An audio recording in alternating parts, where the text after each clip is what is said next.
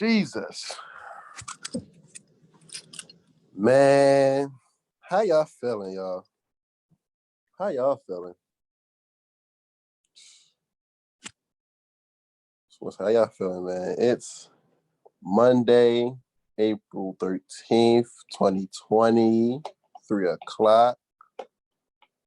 And let's see, we here, like, back again. Another meaningful Mondays. Got another special guest coming in today. Got another great topic coming in today. So, yeah, we ready to be right. Yeah, you ready to get right. But how y'all feeling, though? How y'all feeling? Like, how y'all feel about this weather? Like it was just raining and tornado watch, and that was like sunny outside. I don't get it. I don't. But we're gonna wait till our special guests come in, guys. But again, if anybody who doesn't know me, I'm Coach Johnson, founder of NBCL, Mentoring Through Basketball and Changing Lives, where we mentor youth through the sport of basketball. Right now, I'm the head coach at Method Henson, Lady Huskies, as y'all can see. I represent them every chance I get. And I do these things called mentor missions because mostly because we can't meet in person. Usually I do a lot of my sessions and stuff in person, but we can't meet in person, so I do them virtually. And so they can call mentor missions. And a day segment is called Meaningful Mondays. And I have a good topic for us today. So today's topic would be: you have to get uncomfortable to get comfortable for your new surroundings. And y'all probably listening and looking and be like, what that mean? When I tell y'all this topic right here, I've been had this topic for about a week now, and I've been sitting on it and letting it soak, and boil up and stuff. Oh yeah, it's gonna be good. It's gonna be good. But if they got any questions or anything, go ahead, drop them in the comment section, and be answer all y'all questions, and we're gonna get this ball rocking. So yeah. All right. Okay. This weather is crazy. It was raining hard. I definitely agree with you on that, Jordan. Definitely do agree with you on that. But other than that, Joe, how you feeling? Sorry, y'all. I fixed the hood. I'm a boogie with the hoodie, or no, I'm hoodie mellow. No, that's bad. No, but yeah, we're gonna be good. But yeah, definitely. And I heard, guys, like, they're supposed to take this playground stuff off too. Are you supposed to be taking off the playgrounds now? How can you uninstall a playground? Like, yo,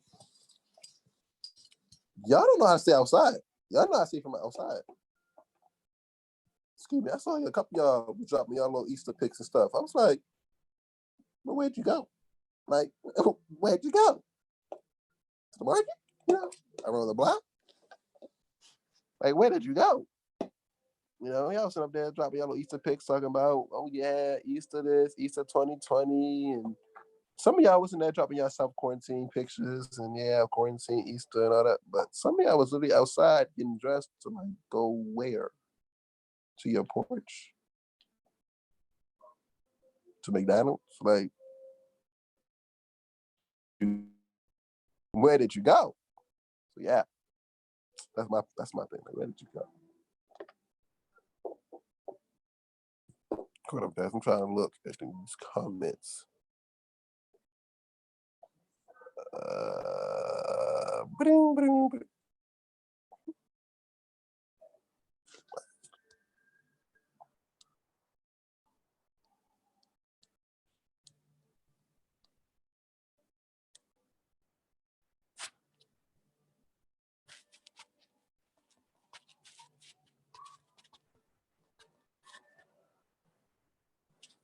Anyway,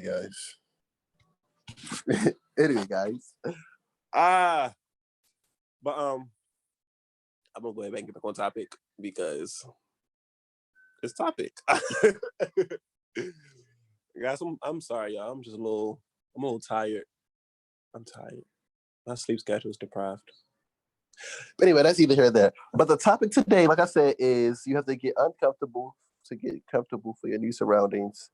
And what I mean by that is basically saying like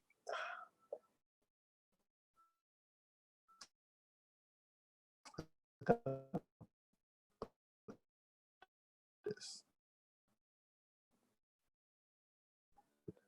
You like say French. Perfect. You're eighth grade. You graduate from middle school. You go into high school, right?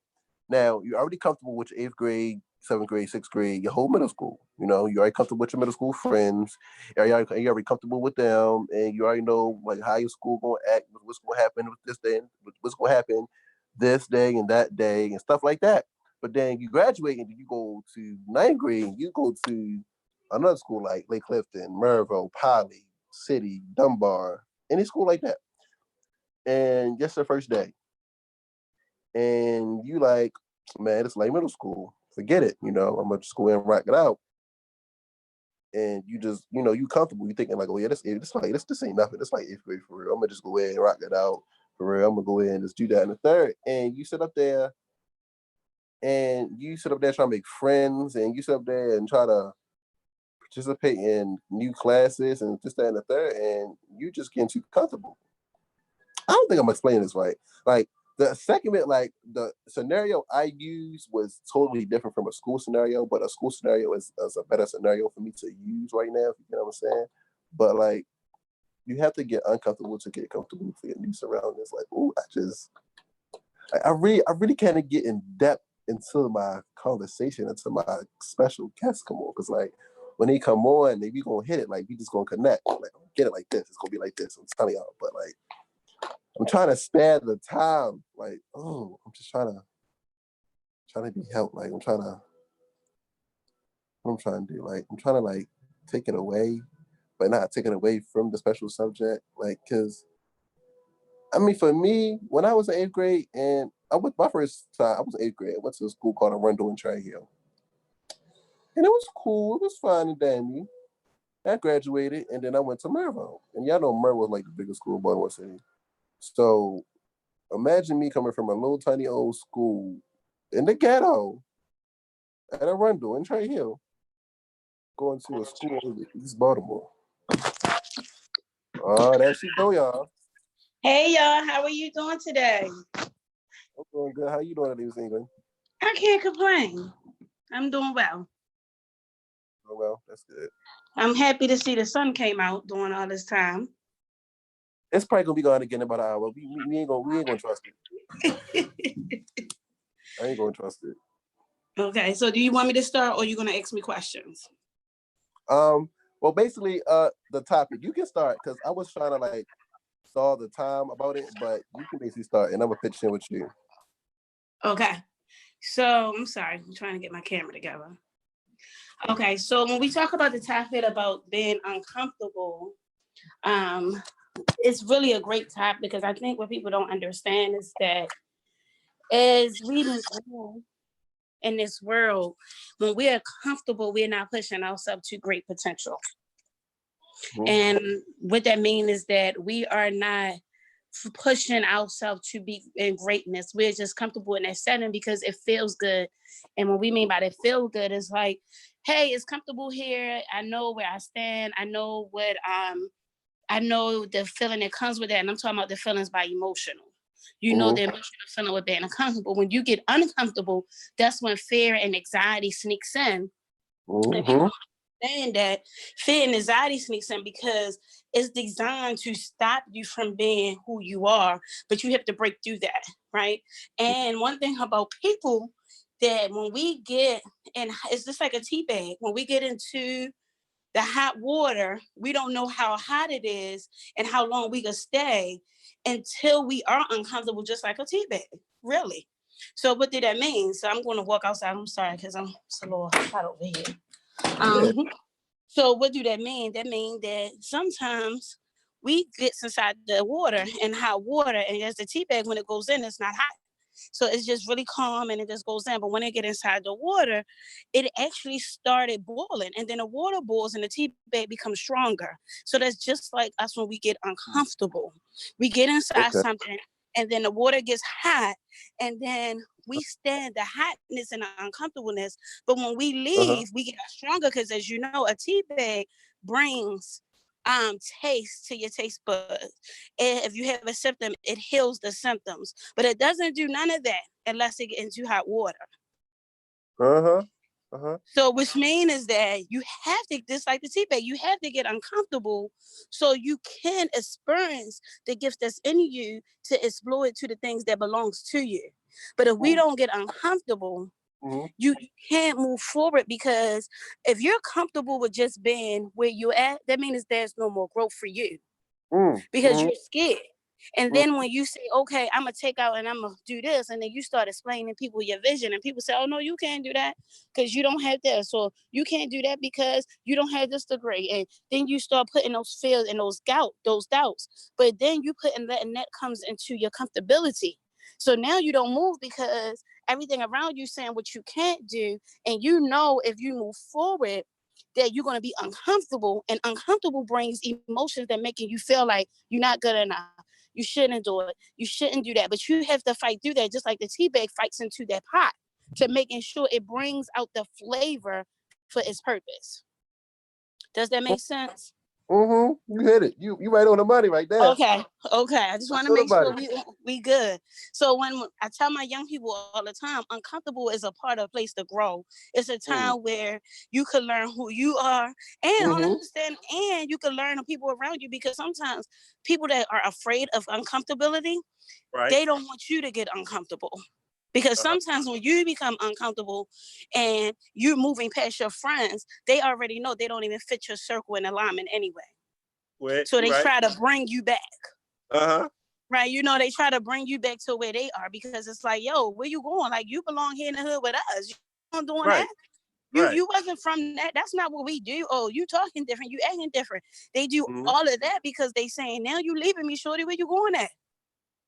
And what I have learned from work, because I came from the hood and I've been through all of this, and what I have learned as I got older, those same people that said that now is looking at me saying, can you come and get a job? Can you help me write a resume? You know, those same people who was trying to push me back to my comfortability. And it don't stop as you get older, because every day you still have to go through that, because every day I'm still not comfortable. I'm still uncomfortable in certain situations, but it's okay. And like when some people say, when I walk in the room, if it ain't who I'm used to be around, it could be business or anything, I get uncomfortable and I leave out. No, that's where you belong. If you walk in a room and you comfortable, that's a problem, because that means you can't grow in it. Right, you can't go in that situation. You can't grow. You just comfortable. So now that you're comfortable, you think you're the best one in the building, and you know everything. Right, and you don't. You know, and you don't. Exactly. So when you get in the room when you uncomfortable, I had to learn is that I had to shut up and listen to the people that teaching me something, and as a line with my purpose. So I'm here to be uncomfortable so I could learn. So I had to be quiet to soak some of that education up and some of that information up to make me a better person, and not walk in and act like I know it all, because it didn't do anything for my growth. I just knew everything. I knew it all to people that wasn't going nowhere. You know, so you have to understand, you have to be that tea bag. You have to, don't be afraid to jump into those moments where you're going to be uncomfortable. But just like the tea bag, when it gets out, it serves a purpose. But it got to get uncomfortable first. So since you said that, though, Miss England, since you said that, right, about the working experience, about how you come in and then the third, right? What about let me try to fix my blind real quick. What about relationship wise and getting comfortable in relationships? So what kind of relationship? Romantic relationships or just relationships? Any friendships, relationships, marriage, any relationships. Because it's some relationships where, like with friends, where it's though like I'm not comfortable enough to be around them, but I don't say nothing. Or it's like I won't say I'm uncomfortable around. It's like it's some things they do and I'm not comfortable with them doing that, and like, but I won't say nothing, and I would just like shut myself away from them. But like we're still friends. But like, Or you might dumb down to them to fit in. No, I won't fit in. It's just like not you, but you know, some people will. Yeah, some people will dumb down. Like I won't do that. So like, and then like, what can I say? Opening up to your friends. How could you do that? Like, it's a process to that. But like, how could you break through that? I know for me, growing up in West Baltimore, it was more of less talk and more of them seeing me grow in a different space than the hood. Because it was one thing when I sat there and be like, yo, when they down there doing something that I didn't approve of and I'm trying to preach to them and they like, girl, shut up, you know. But when I start moving towards my purpose and start getting uncomfortable, and then they started noticing like, oh, shorty, she doing this. Oh, Chanel doing this. And then it was when I came back, it was more, now they more accepting where they may not do it in front of everybody, but they'll pull you to the side like, yo, how did you do that, yo? To the point where now I love my hood because when I come through, if anything that go on, they'll be like, no, yo, Chanel right here. You know what I mean? Like we can't mess up what she got going on. And I love that. That's a respect for me because where I grew up ain't nothing but negativity, right? But I still go back and show my love at cookouts and stuff. And it took a while to get there though. It took a while because my whole life was my hood. Like my whole life. So everything they done, I was with it. So when I decided that I wanted it better and I understood that I had a purpose and I started walking in it, I couldn't talk to them no more. Because at first you just sit around and you talk about your purpose and it don't go nowhere because you with people you comfortable with. And it don't go nowhere. So when I started moving out of my comfortability and start getting uncomfortable and started doing things that was different, like going to community meetings, when everybody out there, you know, at the parties, I'm at a community meeting, or start going to school doing for certain stuff, or just doing things out of the norm that people my age or who look like me wouldn't do. And then when I came back and they start saying my name in places, like they might be somewhere and they might say, oh, that's Chanel, I know her. You know, it starts like you have to be that billboard for the hood. They ain't gonna never tell you, you know, in your face, like when you tell them dreams, they're gonna be like, girl, you ain't gonna never do it. But then when they start seeing it, they'll start coming to you and saying, how did you do that? So we can't, and I think that's what I tell people too, you can't talk about it. You gotta be about it. Mm-hmm. You gotta do the work. You gotta walk the walk. You gotta walk the walk, right? Like for real, you gotta walk the walk. Like it's just what it is, and people will respect that about you. You don't have to change who you are, but you're just growing in your own capacity, and people will respect that. And then you just be who you are, because nobody's saying when you're uncomfortable, you have to change to be somebody else. Because sometimes people think when they're uncomfortable, they gotta talk right and you know walk right. No. You ain't gotta do that. You can still be yourself. You have your own gifts. You can be yourself. And it's okay with that. Be okay with being uncomfortable. But understand it comes with a lot with being uncomfortable, because it's uncomfortable for a reason, just like that tea bag.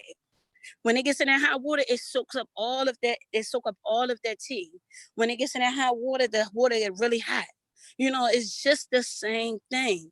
But we have to be comfortable to say, I'm gonna rock this uncomfortable thing out, because you want to leave a legacy for your children. And not only that, y'all young. So if you could do this now, just imagine your legacies that you're leaving. When you sitting down at the table with your children and you having these conversations, when they're around people, they say, they just don't understand. I'm not feeling it. And it's okay. But then you'll have the skills, the tools to help them to get through the uncomfortableness.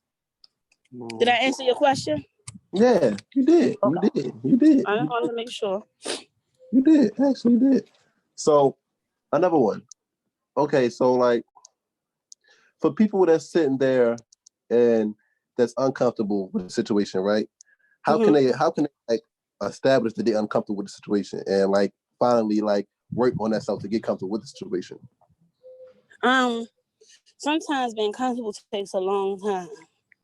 And it's talk about just, you have to put tools in just for you. So if you're uncomfortable with a situation, and we're talking about relationships or anything, period, first you have to figure out where you're uncomfortable. And most of the time when we uncomfortable is because there's something inside of us saying that something ain't right. Now, if it's a relationship that you're uncomfortable and it's negative and you're uncomfortable, then you got to set boundaries, right? But if it's just a place where you're going to a new school or a new state or, you know, doing those things and you're uncomfortable, then you have to figure out sometimes our uncomfortable, it reveals our insecurities. And those insecurities, when it reveals our insecurities, that gives you a chance to really work on who you was. So my insecurity was when I found out I was uncomfortable, and I kept saying, why I'm uncomfortable when I get in a room with certain people, and it was because I felt like I looked like the hood. I had tattoos, I was black, I talked black, and I mean, I talked, like the hood and everything, but that was my insecurity. Nobody else even looked at that but me.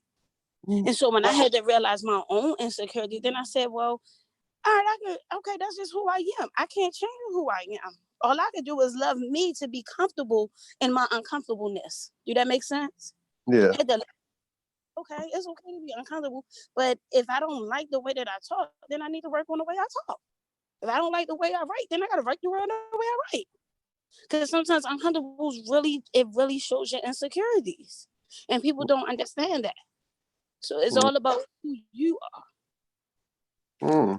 So is there such a thing as too comfortable? Oh, absolutely.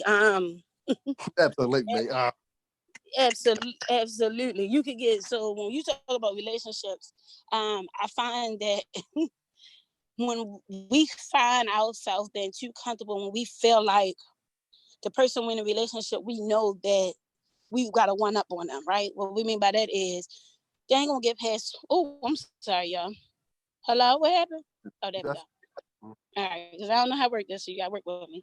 Sometimes we find out like things that we get uncomfortable is like, so with people, when you're in a relationship, I see this all the time. Even what happened to me when I was a teenager, it was like, I'm a date with these type of people because I already know that I'm comfortable with this type of population, right? I'm comfortable with dating a hustler. I'm comfortable with dating with that because that's what I know. But then as I got older, I found out that I was comfortable because I was uncomfortable of dating. Oh goodness, shit, what I'm doing. I was uncomfortable with dating people who didn't have a path of a hood, who didn't have a path of hustling, because then it was like, oh, now I gotta have conversations, real conversations about the world, politics, right? I was uncomfortable. But then I'm dating with a hustler, we could sit and talk about the hood all day long. We can have a whole conversation, but I was comfortable. So, and I realized too, with those comfortability came with, that was my old insecurities. And I was too comfortable. And then what happened is it attracted things that was toxic for me. And that's what people don't understand. When you stay in your comfortability, sometimes it attracts toxic behaviors. And then you have to work yourself out of those behaviors. But because we so used to toxic behaviors, that we think it's okay. And so I found too that for me also as growing up as a teenager, anything that was toxic, I thought was great because I didn't understand how to live in peace. So when peace came, I was afraid of peace because I was like, something about to happen because, this too good, right? But I was uncomfortable. Right? Yes, because I was uncomfortable with peace. That's what it was. I was really uncomfortable with peace. And I was so used to toxic behaviors and messy that now that when your life started getting at peace, you like, wait a minute, something about to happen. This is too nice. And I was uncomfortable. And I had to work on why is I'm uncomfortable with having peace with myself or with peace in my surrounding or having a relationship that's peaceful. Why was I uncomfortable? Because I was used to toxic behavior and trauma. And what I was doing was bringing that trauma through my life and making that a part of who I was. And that's not. So I had to break that. Right. Oh, see, I chose this topic because I was sitting down and I was just basically talking to somebody, and I was just sitting up there like, I'm like, you got to be like, you uncomfortable, but you got to talk, and like being uncomfortable and trying to talk about it is like, it's basically what I'm trying to say. Like, you got to communicate. Well, if you can't communicate, if you're not comfortable with somebody, if you're not comfortable with somebody, you're uncomfortable to get re-comfortable. Because like you can sit up there comfortable with an old relationship and then try to come a new relationship and try to think you're gonna have the same aspect in the old relationship, like you're gonna have the same toxicity and the same bad things that happen. But that means you just sit up there, you're comfortable with the toxic relationships and you're not trying to be uncomfortable to get a new one. So when you don't get uncomfortable, you can't sit up there and have the communication skills because you still think about the past. Exactly. And that's what that is about, because it's being addicted to those toxic behavior. People think you only get addicted to drugs. That's not true. You get addicted to toxic behavior, and sometimes people will jeopardize their peace to make somebody else happy. So what that means is, you talked about communication. What do that mean? That means that sometimes in a relationship, I'm gonna be quiet if I'm dating you, Charlotte, because I don't want to hurt your feelings. But the whole time, I'm uncomfortable how you treat me. But I'm gonna be quiet though. I ain't gonna say nothing because I don't want to hurt you. But And not even why is that though? Like why would you do that though? Like if you're uncomfortable, you should say something. That's true, but it's just something in it. It's something about people just want to making sure that they take care of other people before they take care of themselves. And they don't want to be hurt. So if they're addicted to that behavior and they're addicted to how this person deal with them, they don't want to get in the chance of losing a person. So they'd rather just hold their stuff inside and not say a word, just so they can have the comfortability to that person, but dying in silence. If that makes sense, Shalom. Yeah, that makes sense because that's me. That's something I would do. Like if I'm uncomfortable with something, I won't say nothing. I won't say nothing to you unless it's like die hard, really bothering me to the point where I gotta say something to you. But like if it's to the point where as though I feel as though I can sit up there and I can just deal with it and won't say nothing, I won't say nothing to you. I won't say nothing. I peep it and I adjust to the situation. I definitely do that. I adjust to the whole situation. You feel me? And I might change my ways. And you'd be like, why are you changing your ways? I'm like, I'm not changing. I'm just adjusting. But it's the simple fact of though, like, I can't see nobody else hurt. You feel me? Like I have to take care of somebody else before I take care of myself. Because if everybody else around me but that's good, the way. It's sad though, because that's the way we as designed as Black people, and that's not true. That comes from slavery. That's not true. Even when you get on the daggone plane, they say to you, when you get on the plane, they say, no matter what, if anything fails, you put the oxygen on yourself first before you do anything else. But as Black people, it's designed in us that will say, no, I'm gonna make sure everybody else good. We only did that because that's a slavery mentality. Because as we was born, in slavery, they had to make sure that the other population was good before their own. And what now we did is they are really broken. They strongholds that's in us that's saying that you got to make sure other people good before you. And I'm gonna tell you, I struggle with it too. But now I'm at a point like I don't even care, because I realized that if I'm with somebody and I can't express to you how I feel, or you find that it is offensive, or you got people that don't want to hear it, or you don't think that my communication or what I say is value, then I don't think we need to be together.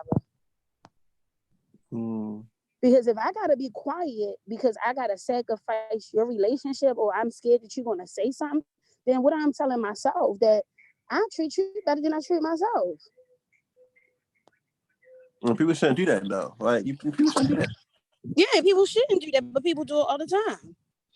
We shouldn't do that. I think that's the thing, like communication. And one thing my daughter said, but she said, this generation don't like to talk. They ease their pain with liquor and everything else because they don't want to have a conversation. But that's all. But see, people think that relationship starts with just me and you start dating, so our relationship starts. No, a relationship starts with that person and their parent, how their parent and their mother and father treated them at the beginning. And I'm gonna just keep saying it because that's the truth. You know what I mean? That's when you get your lessons from relationships. That's when you know that how to be loved. Because if your parent or your mother, your father ain't giving you those type of love and affection that a parent will supposed to do, that they say that they're supposed to do, then you're going to be looking kind of way. And which means that come with uncomfortable, which means that you'll rather stay with somebody that whip your butt or whip your ass because they show love, you feel love, but you don't feel like you should say anything because you're scared to lose them, because you craving of attention, you have attention from something that's from your childhood. Yeah, she's right, y'all. She's right. It's true. I know. I've been through it. I know. So even when it comes to jobs, like I seen. She had a different lifestyle, wasn't really healthy. So I found myself always trying to look for somebody to say, girl, good job. You did a good job. So even happened, Shalom. Okay, there you go.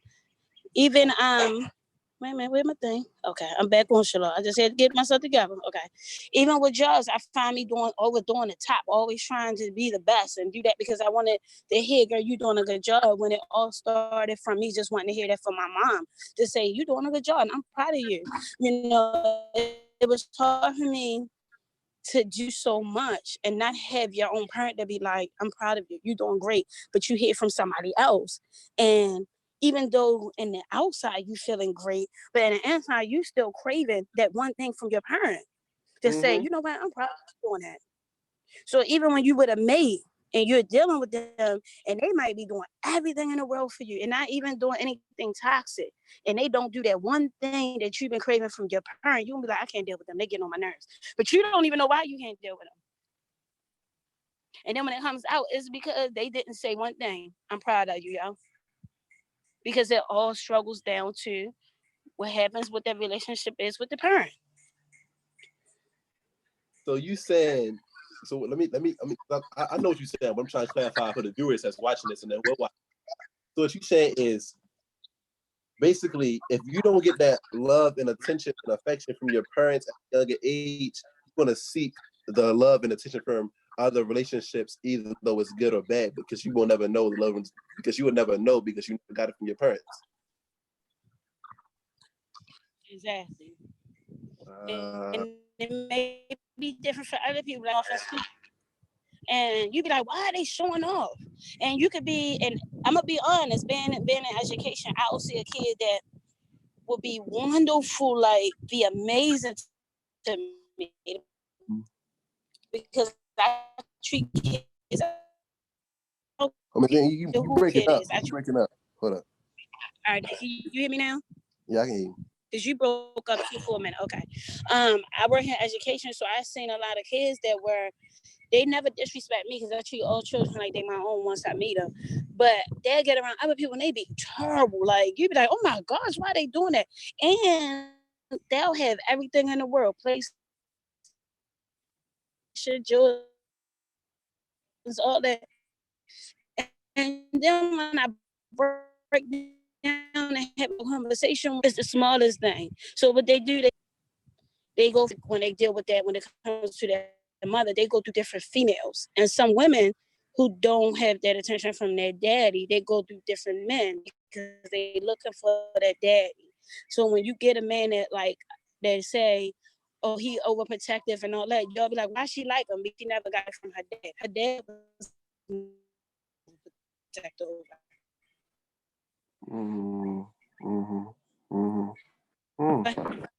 Really, you have to be learned. It don't come with a book to raise no kid, and every kid is different. I got 3; they all different. And a parent itself is already having challenges, is growing, is having children, even if they single or with a parent, because you never know what they go through. So I'm not knocking any parent. What I'm saying is, at the individual, we have to address our insecurity, understand why we are uncomfortable, so that way we can and break that off of our family bloodline. Because something that's in your spirit, and you older and older, and you have children, that's your DNA. So it seeks in your children. So when you wonder why your children doing certain things, and I see it in mine, that's why I have to break it immediately. When I see my kids doing certain things, I had to address it immediately, because I'm like, no, that spirit ain't going to mine, because I already fought that. So we have to be very careful and understanding, and it's okay, everybody. I mean, everybody, don't let nobody say you they don't have no insecurities or they never felt uncomfortable. A lie, because then they really need to really search themselves. But it's not even about the parents; it's really about finding out your legacy and your history. So if you grew up, like, then I know people who grew up with great parents and had everything in life, but they still lacking something. And it's never really the parent's fault, because you have to understand, a parent is doing only what they have. Now, some, okay, yeah. But sometimes we only doing what we have, and we only going by what we see. So if my mom, as I said again, wasn't really there, and I lived by myself at 15 and ran a household, being a parent, the first thing of having Corey, it was like different.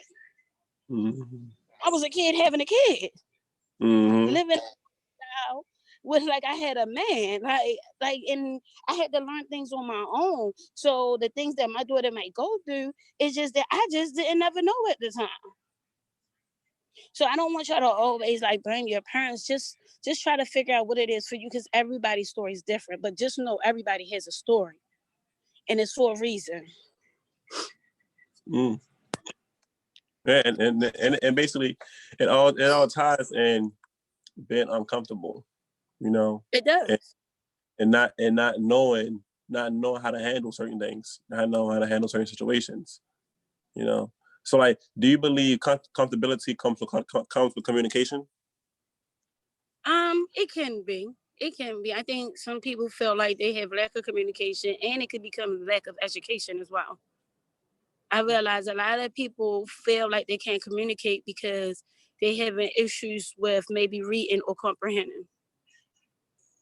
And I don't find that as a fault to anybody. I find that that's on our education system, but sometimes communication can be the downfall, and especially if people in your house or your household never communicated. So again, it depends on what you're saying as a relationship, right? So in my family, in my household, we never said we love you, but I overlove. I tell people I love them all the time. But when I was growing up, my mother said to me recently, was like, I love you because you taught me how to love. And it was because it was like, she said to me, like, I showed you I love you, but I never told you. But to me, you ain't show me. I'd rather for you to tell me. Right. In her mind, she was showing me. So I think you have to have these conversations. And sometimes, y'all, it's going to be hard having a conversation with people you love because you don't want to hurt their feelings, but they may not understand what they're doing because that's how their brain design or that's how their family moves. So if you or having your homeboy, your homegirl, your friend, your best friend, if they live in a different household where they don't communicate and they call each other, the way they communicate may be disrespectful, or they call each other dummies, say each other, try to say it, and you come from a loving communication, and then you say, hey, babe, let's talk about it. You don't feel good, then I don't want to talk about it. Like, why you don't want to talk about it? I just don't want to talk about it. And then you try to bring it to them, and the more you trying to push them out, they find is that it's becoming toxic. And then when it get toxic, they enjoy it and they feed off the behavior because that's what they see. So you gotta understand. Yeah, you gotta understand what your friendship, and you have to respect that they may be different, and it's okay that people don't get it. It's for your growth, but you can't make people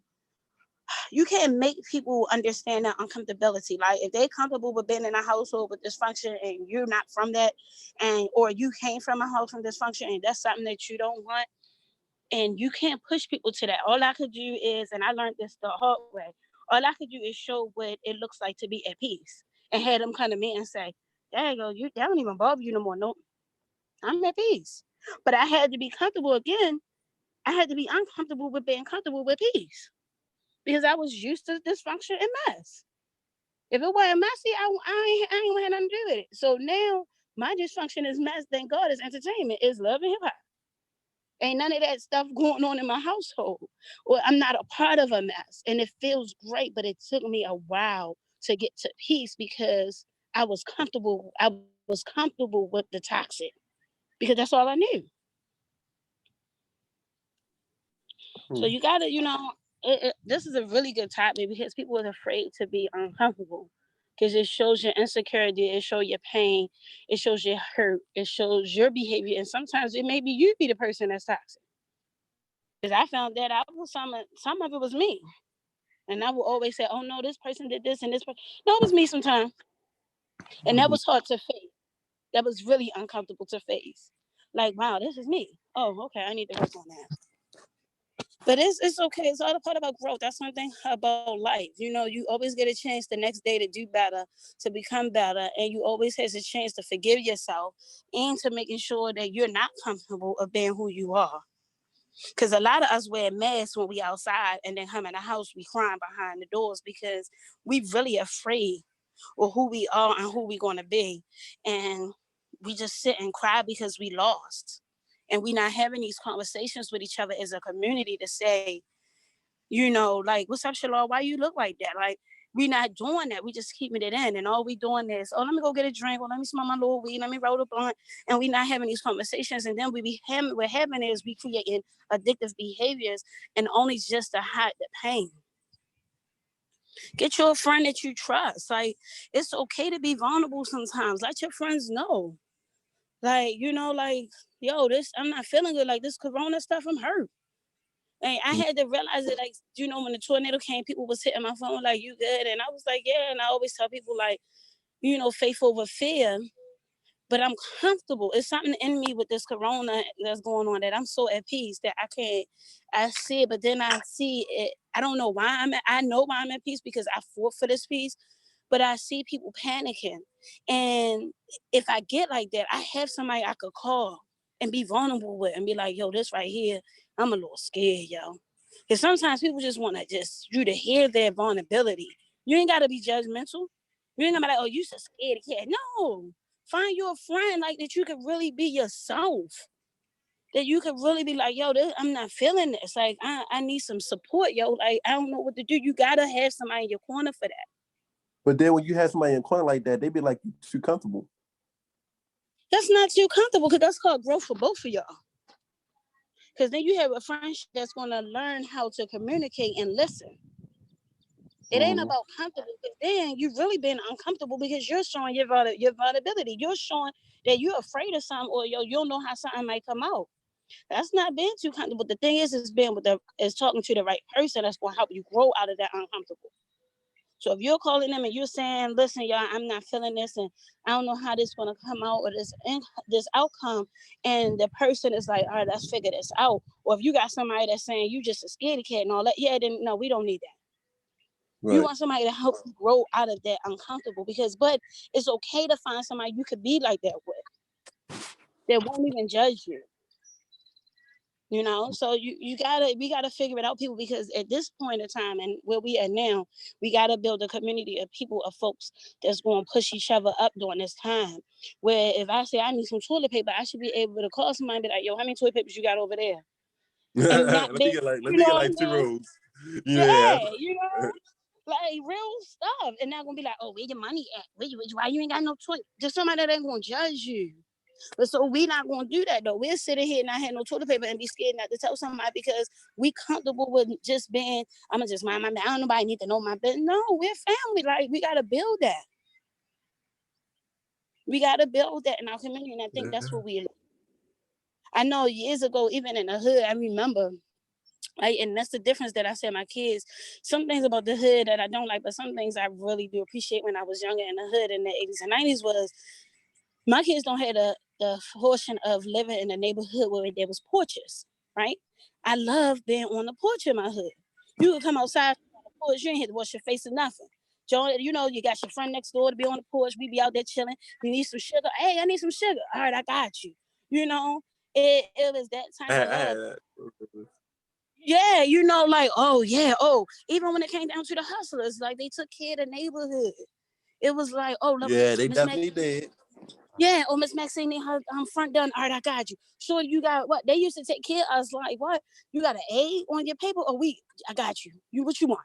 You know, I missed that, and I think we lost that because I tell my kids all the time that was the best thing about being in the hood. Like you could come outside and won't be judged, fake crust on your face and everything, and you be sitting on the porch and the so and so come over there with their little drink and their sunflower seeds and their little soda, and we be chilling with crust on our face and everything. And just having a conversation. Oh, girl, I don't have no saran wrap. Well, let me get you some saran wrap. Mommy got some. Like, but nowadays is don't touch my child. Don't say nothing to my child. What, back then, my mother could have smacked everybody's child on the damn block. And then the mothers will come back and be like, girl, thank you, because I ain't even said it. Now you touch somebody's child, they trying to fight you. Like, we lost that. And it wasn't even that long ago. It was like 2012, 2013, like 14. Like I remember when I was living on I think it was Gwen Oak, and like the whole Gwen Oak knew my grandmother, the whole Gwen Oak knew my mom, everybody knew my aunt. They be like, boy, you better get down the street before I call your mother. I'm like, I don't even know you. Like, how do you know me? Like, be like, you good? You need $1? You don't need $1 though. I took $1. Yeah, I know your mother, but me and mother go way back. You know, I was between I know you boy. I remember that. I don't even know your name though. Like, where did I know you from? And they looked out for you though. And they did.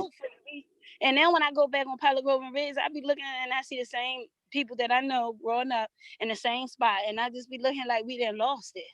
The neighborhood look a mess. Be a time where you need your porch done. They had somebody did the porch. Like we lost our sense of community. And then I feel bad because I felt like, wow, I moved my children out of those neighborhoods. But then I look at it and was like, I want my children to get the experience, but the way that we have taken down the hood, I don't know how much I feel comfortable of raising my children in those experiences. Because I feel like we lost who we were. Like, well, we could go on our backyard. We had a playground. I used to do. We had a little dance group. We would be out there dancing. The basketball game going on, like cookouts, like all of that. We ain't had to worry about nobody shooting who was beefing. Like we had that, but we lost that. And when I go back and look at the playground now, I just be sitting there with my head like, Dad, we used to have a ball on this playground. Like the kids in the neighborhood don't even understand the legacy on that playground because it's not even there anymore. It's just like a dirt battle. You know what I mean? Like, come on. I just felt like we lost so much. And it's all because of everybody started minding their business and being comfortable in their comfortability in their own space. Ooh. You know? We had a question on here. Jordan said, how do you deal with the people who talk down on you for what you're passionate about? Jordan, don't I know? So you didn't believe I wanted to be the mayor for years. And I would never forget I was in Sojourner Douglas, and I had Corey Indiana. And this was a professor. And I had they had a daycare at Sojourner Douglas, and I was bringing Corey Indiana there. Mm-hmm. And I got there late, and I was getting there late because I was working too. And the professor, when I walked in, he said, Miss England, we had to write a paper we want to be. And I said, I want to be the mayor. And I wanted to be in politics. And he looked me in my eye, y'all, and said, you'll never be in politics. First of all, you don't look like it. You don't have no money.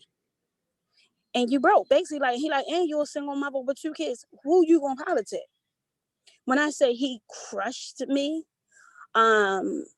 it crushed me to the point I wrote I did write the president. He did get fired because I'm passionate about what I do, but it crushed my spirit. Do what I do, Yeah, you know what I do. But it crushed me, Jordan, because it felt like, dang, here I am going to a school for African Americans that supposed to make you believe in your dreams and push you to your dreams. And this black man told me I wasn't black, I wasn't white enough, basically, and I was too broke. I had to fight through that, and then I had people join also because where I grew up couldn't see the vision. They're like, girl, what we used to have house parties. Like, come on now, like what you gonna be doing? But again, it's all about sometimes what I learned, and I had to do this with my best friend. Sometimes you have to move away from people and go in isolation with yourself and get uncomfortable. Because when you get in isolation with yourself and get into your passion, when I say you will birth something that's so real that those people that said you never could, I'm telling you, they're coming to me now for jobs, asking me to write their resume. The same people like, what? You want to do what? You gotta get in isolation too. And a lot of people is uncomfortable with being by themselves. They uncomfortable with like pushing out the world. But Jordan, it's okay. And it's okay that you don't fit in. That's another thing that we need to talk about. It's okay. It's okay if you don't fit in. Because everybody ain't born the same. We all born different. We ain't supposed to fit in and be the same. You ain't supposed to be with a clique that believe everything that you got friends and all of y'all sitting in and something come on and y'all all agree. That's too comfortable. You need to be with some people that's going to challenge you and go through it because we not born to be the same. It's okay. But what you do is you get yourself in isolation and you really start working on that craft and you take all of that frustration out on that craft. And it's going to be uncomfortable because it's like you really moving, you pushing people out your space. But remember, these are the people that have those fears, that's putting fears and anxiety in your space. So it's okay to remove them for the moment because they might come back in your life, but we don't want them there now when you at passionate sound. Because usually when we get passionate and certain somebody we care about say, oh, you can't do that, or I don't believe in that, then we start pushing our passion down because we trying to feed in to their negativity. Don't do that, Jordan. Do your best. Be you, and it's okay. And it's okay. And when people say you always by yourself, it's okay. You got to get to know who you are. It's okay to be by yourself. So I would just say, isolation, build your mental up, learn who you are, be okay with who you are no matter what. Be okay with your passion because everybody's passion looks different. Everybody is on earth for a different reason. You may be the person that could cure corona. But if we constantly listen to what other people say, it would never be a cure. So you have to understand your passion won't look different and everybody ain't gonna like it. So I hope I answered that. Yeah, you did. For Okay. me, for me, what I did was because a lot of people, you know, some of them, so like I always say, some of my family didn't even support me with basically me being a basketball coach. I'm like, you playing being a basketball coach, like what? Like that don't even make sense. I'm like, yeah, that's what I'm gonna do. And some of them come back to me and be like, well, Shalal, how can I be like you? Like, how can I be an entrepreneur like you? How can I do this? And some of them ask me to do some things for them. I'll be like, but wasn't you the same one? Just asking. Same one. Yeah. The same one. I'm telling you, and this is the thing too, Jordan, though. Don't think people ain't watching. They just ain't saying nothing. People be watching. Yeah, they be watching to see one. how you gonna react. They don't say nothing though. They only say something when it comes to you there in alignment to what they need, something good or bad. But people be watching, and I didn't realize that until I was like, wow. You know how you post something on social media and you be like, oh, ain't nobody like it, and then like 2 weeks later somebody can verbatim say that post that you did, and you like, but you didn't even like it. It's people watching you, and so don't think they ain't watching. Just do your best on your passion, because then that's enough. You ain't gotta say nothing. You just do it. Yeah, you're right. Yes, you're right. Yeah, people be watching, because they watching even you to do two things: for you to fail or pass. They ain't gonna say nothing, but they watching for two things.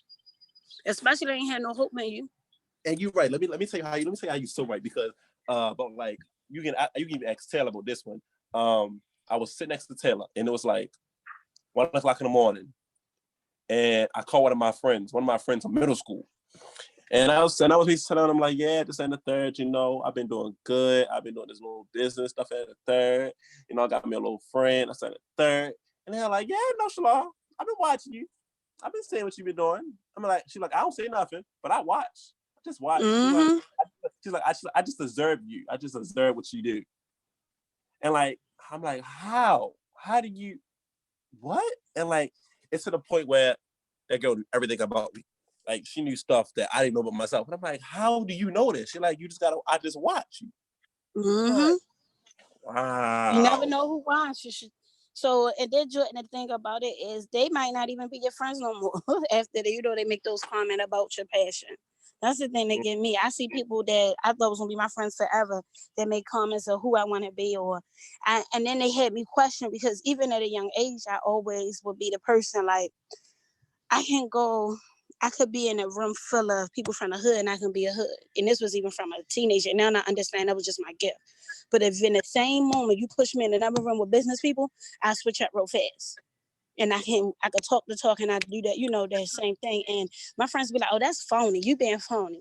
Or I will give parties and give stuff to the, just do stuff. And I'll do like little give backs. And my friends used to be like, oh, you just doing stuff to be seen.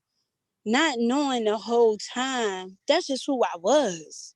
But in the mind, because of my friends was like, oh, you being phony. I'll go home by myself and be like, is I being phony? Then I start questioning my gifts. Like, maybe I am being phony. Maybe I need to just stay in the hood, whatever I do. And that's how, sometimes don't let people put their own intentions on your gifts.